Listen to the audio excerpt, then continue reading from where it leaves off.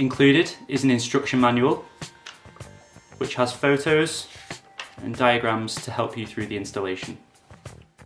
Okay, so the tools that you'll need for this installation are a drill, a Phillips head screwdriver, an adjustable wrench, 3 drill bits, one 1/8 which is optional for the guidance for the drain line hole, a 1/4 inch drill bit for the drain line hole, and a 1/2 inch drill bit for the tap.